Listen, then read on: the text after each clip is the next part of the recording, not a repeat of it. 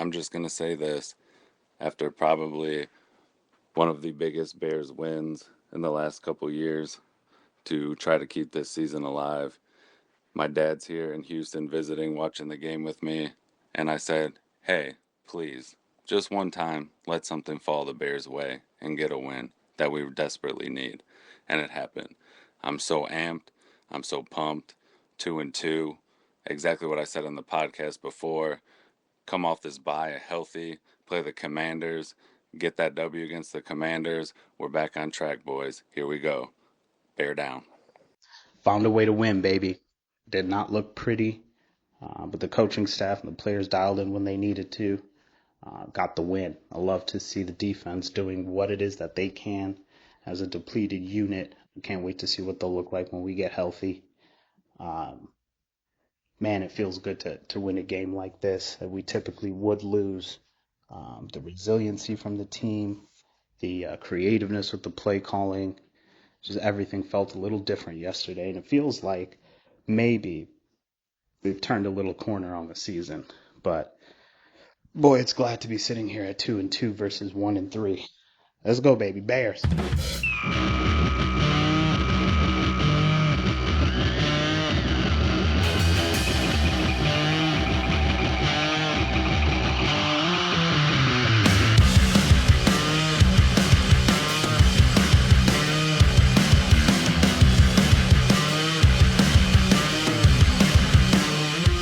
After a week of free glizzies that created a fervor in the city, the number of injuries continuing to pile up, and hot off the heels of an incredible win against a mid-team, the Bears were staring at a game that was, in the words of one of the voices you just heard, setting up to be a nightmare.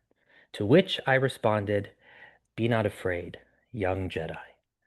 After 60 minutes at the slot machine and one last pull of the handle, just as you are starting to think, why the hell am I sitting at this damn slot machine again?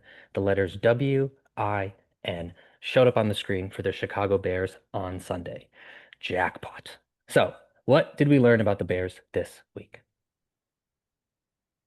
Well, we learned that they can win ugly. I mean, Mm, you're watching that game, and it's a game that you expect them to lose, right? It's a vintage Bears game where it's like, oh, the defense is giving them great field position, and we got these opportunities, and we just are not doing anything. It felt kind of like the Minnesota game where you're like, God, we should be up. We should be up by more. Oh God, we're losing. What's going on? And the whole time you're like, yeah, okay, we're probably gonna lose, but I don't know. That last drive that they had, I actually felt pretty good that they were going to go down and score. And maybe it's just how Ben responds. I mean, he just basically stared poor Aditi into the ground during oh that my halftime God, I speech. know, dude. But you could tell like they were locked in and they were focused. And I don't know, man. They were like, I don't know, like 2-7 or something, 3-7 in one score games last year. And finding learning how to win is a culture thing. And I'm not saying that they're there yet, but it was nice to see that they won a game that typically they've lost in the past. Yeah, that game was all over. Like I was like, the run defense wasn't good. They weren't getting much pressure. Oh God, They yeah. weren't really doing anything on offense, and they were still kind of hanging around. In the Minnesota game, they were hanging around, and then they like lost it. And this was kind of the sort of other side of Yeah. that. The trenches were terrible, right? I mean, the defensive line couldn't, not only could they not stop the run because JT had like a career day, but they also couldn't pressure the quarterback. They had 0 sacks, and Geno Smith is not a mobile guy. And coming off the a game where the Commanders just like dominated them, the fact that they couldn't get a sack is that's tough. I mean that's it's hard. Dennis Allen is doing some good work out there with not much there, right? Al Harris is crushing it in the secondary. Tyreek Stevenson looks much improved even from earlier this year, and he's got other guys, right? That just like third string cornerbacks that he's playing with. Linebackers had an okay game, not great. JT broke through a lot of their tackles, especially on those two touchdowns. The pass that Geno Smith had, Sewell tried to wrap him up, no dice. And then same thing with Tremaine Edmonds, tried to wrap him up one time, also no dice, and he would just get into the end zone. So it was really the secondary was carrying that defensive front. But man, they came up with the big turnovers, and they don't win that game without those turnovers. So it took the whole team, yeah, to win that one. It was pretty ugly though. Yeah, I mean to even extra shout out the secondary. I mean Kevin Byard had like the big stop on Gene T at the like to like keep them Yes, into what is 54-yard field goal, like which he had yeah, basically, other than the early fumble, kind of like was unstoppable. And to like yeah, stop him in his tracks coming from the secondary who kind of saved the game from us from a defensive perspective, it was huge. yeah, yeah. He played really well. Um, the the offensive line struggled early.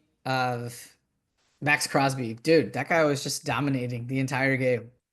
Like Caleb was running for his life. He only took one sack, which is kind of impressive for how Yeah, much duress he was under. But yeah, like Crosby was just having his way with anybody they put out there until they made the change. And then once Ozzy got in there, Ozzy did okay. He did okay against Crosby. I think he got like 40 some odd snaps, and actually I think only two pressures or two hurries out of that. Didn't get Caleb hit or sacked. Not bad for your first NFL action, right? Way better than Kieran Amagachi's first NFL action, if we remember that from yeah. last year. If we blocked that out of our minds. But once they moved, once they effectively benched Braxton Jones, because I don't think he was hurt. I think they just took him out and moved Theo Benedict to the left side and Ozzy to the right side. It looked a little bit better, at least in pass pro. The running game still couldn't get going. Now I don't know enough to know whether that's like Swift not hitting the right holes or what, but like they can't seem to run the ball. Swift was not great again. I mean, I know he had a touchdown, he had a couple okay runs, but man, even that fake flea flicker, that was pretty cool. He ended up Yeah. getting a penalty for like Yep. some Face sort of like masking. hands to the face. Yeah. So he was rough. It was a rough game for him. Um, so they need to figure out how to run the ball, honestly, because they can't, this is not sustainable for them to have success, especially when it starts getting colder and windier. They're Yeah. gonna have to like rely on that running game. And I think Kyle Monangai, he looked okay. I would like to see him get the ball more. I don't know what Roshan Johnson has done to Ben Johnson, but that guy is not seeing the playing field at all with running back. He just gets special team snaps, so I don't know what's going on with him He either. keeps asking Ben Johnson, so you're going to do something different, huh? And then he just stares Oh him down man, into the stares at ground. him, stares at Dude, him. I was like, that was weird as shit. And then they just kept, that was just it's strange aside in the game of, Yeah, Ben Johnson's yeah. weird intensity. A couple things. I was reading about the combo of Benedette and Trepillo compared to Mm-hmm. Benedict and Trapillo. Trapillo and Benedict and Jones. So as you said, there was they gave up two pressures and two quarterback hurries, but that was the in like double the amount of plays Mm. that Braxton Jones was there. Because we were like texting in the group chat, and it did seem like when he came in, just in the eye test, that Max Crosby wasn't on the other side of the line as much as he was early on in the Mm. game. So we'll be curious to see how that does sort of pan out as the season. Yeah, there's rumors of they drafted Ozzy. They tried him at left tackle. He can't play left tackle. He's pretty good at right tackle. The Bears already have a pretty good right tackle. Now, can Darnell play left tackle? I don't know. That's up to the Bears coaches. But if you were going to do something like that, now is a time to do it because they have the bye week. You can get Ozzy comfortable on the right side, and maybe you can get Darnell comfortable on the left side. I would be super surprised. I'd be a little surprised if they did that, but it wouldn't totally blow me away if they made that change. Because I think now that you've benched Braxton, I don't know how you can go back to him with that level of confidence.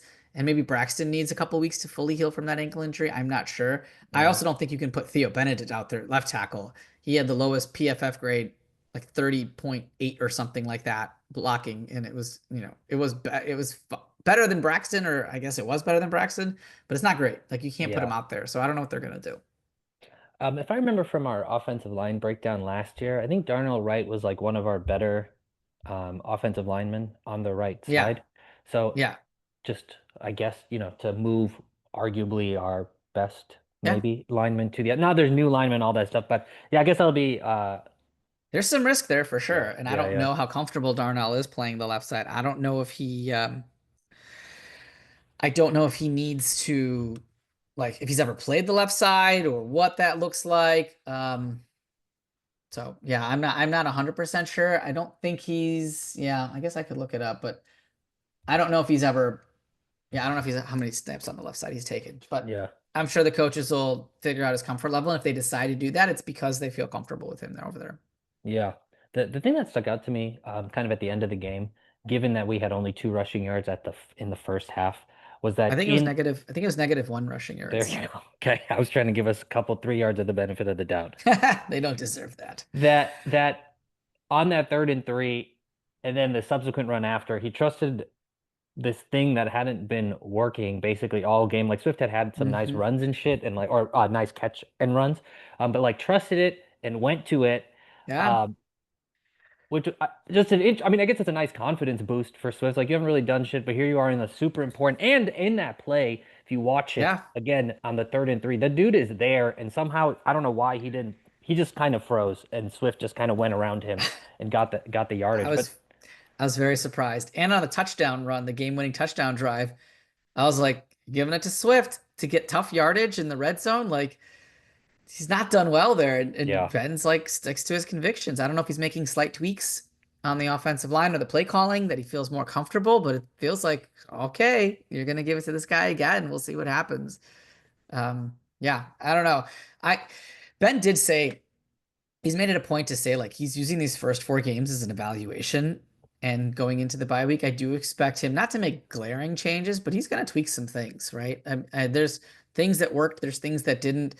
They're 2-2. They're kind of a middling team. That's where they're at now. Is their talent indicative of a middling team? It depends on kind of who you ask, but they do have the offensive horses, I think, to show more than they have so far. Um, Now defensively, they've been a little hampered. Um, with injuries and getting those guys back will certainly help. You think Austin Booker, TJ Edwards, Kyler Gordon, all coming back. That should be a big boost for that defense. yeah,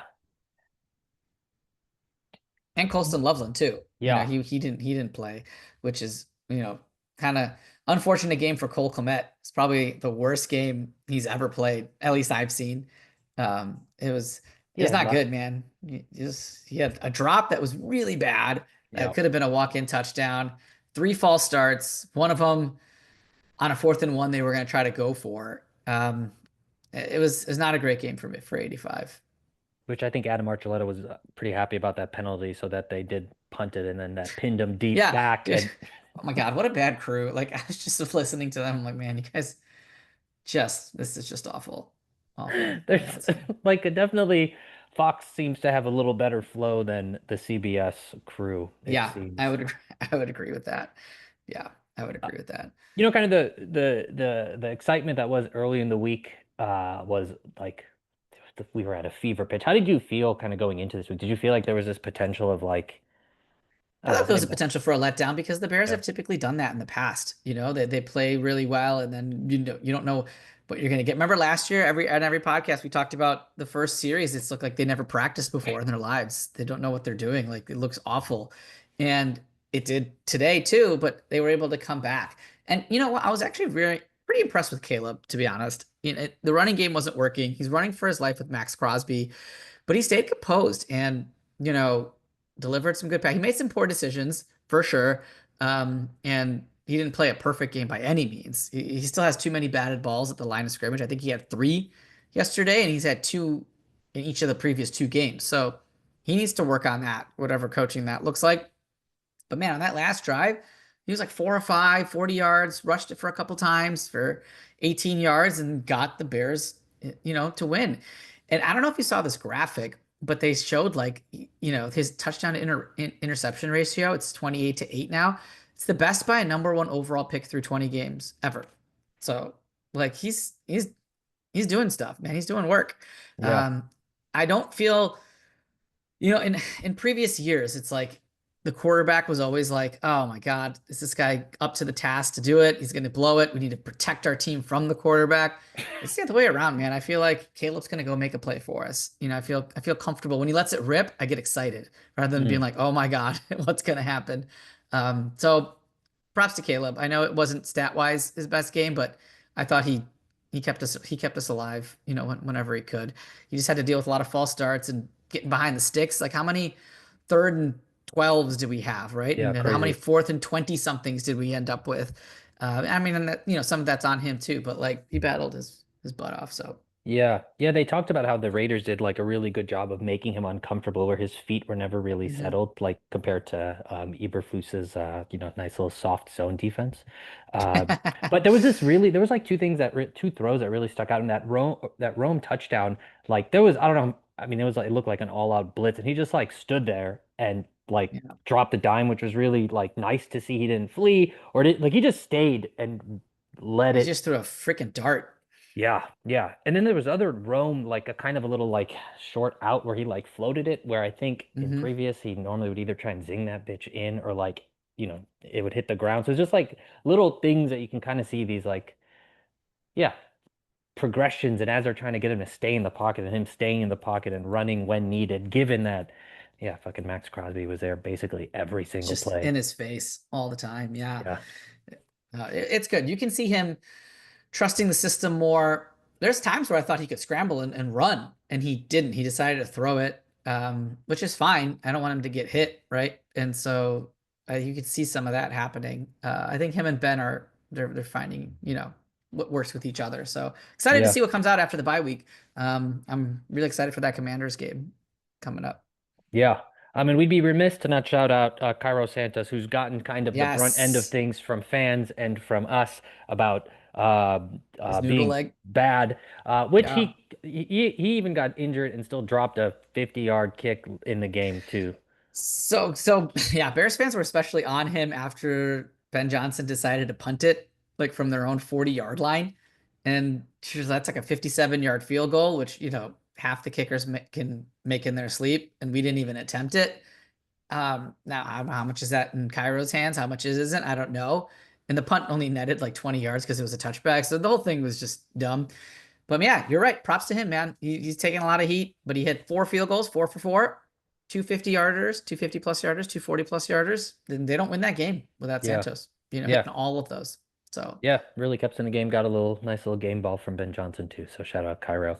yeah, Okay. Any final thoughts on the game?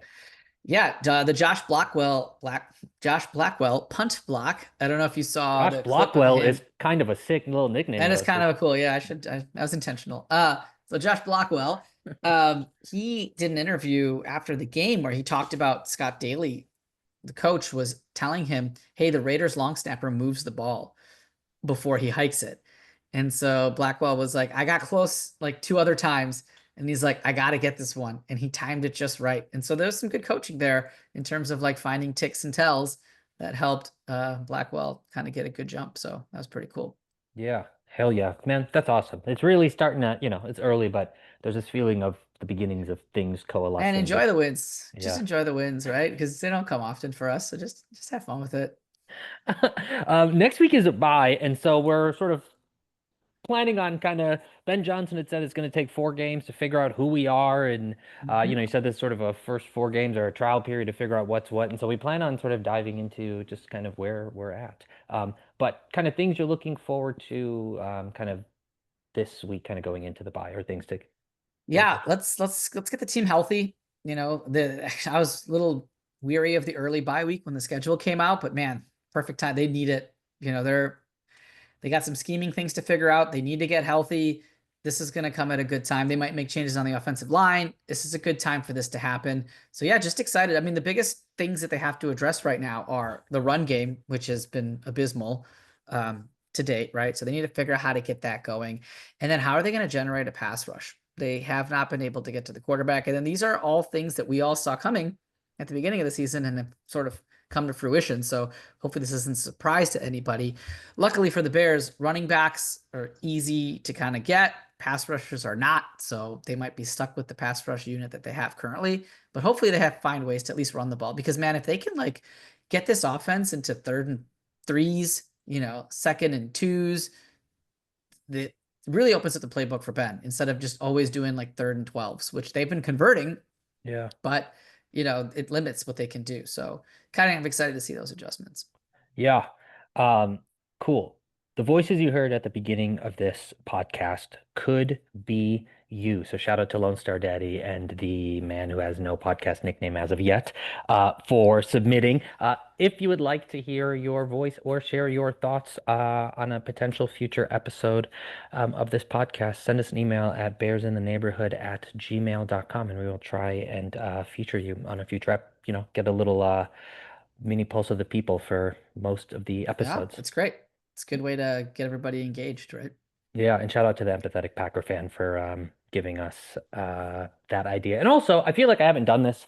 I just want to shout out the band Subpar Snatch, who is the theme music of this podcast, and the noise that brings us into every single episode. So shout out to Jess and Subpar Snatch. Where can people find you? What you got going on in these coming weeks? Yeah, just continuing to do the weekly Bear Essentials on Tap Sports Net, so you can read about it there. I just did today's earlier, or this week's earlier today, so hopefully get published later today or tomorrow, but you can find the quick takeaways. A lot of what we just talked about here, just in a written format, so you can go check it out there. You can catch me on X at smpatel06, where I'm usually, retweeting from the OnTap account or just my thoughts on the game that's happening. Hell yeah. For Samir Patel and Chirag Rathod, we are the Bears in the Neighborhood, your weekly insight into the Chicago Bears in under 30 minutes, and we will catch you all next week. Bear down, Saskatchewan.